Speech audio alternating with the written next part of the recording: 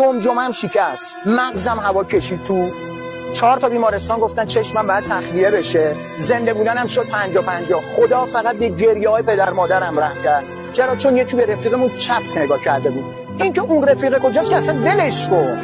شما امروز به رفیقات نمیخواد برات دعوا بکنن، چک بخورن، بگو یه ساعت وقت برات بذارن، یک بامبولایی در میارن. حالا هی برو تو پارک 30 نفر داداشیام برنامه کن، همه داداشیامن. معرفت داشته باشن، زرنگ باشن، برات احترام قائل بشن، یا به 200 گرم یا به 200 تومن به آنی میفروشنه. بچسب به زندگی جوون عزیز، این حرفا رو ولش کن.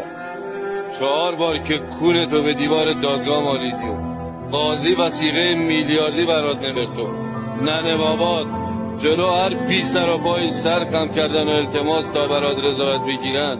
اون وقت میفهمی که ما چرا سرمون طولاک خودمون. اونی که تو بهش میگی تجربه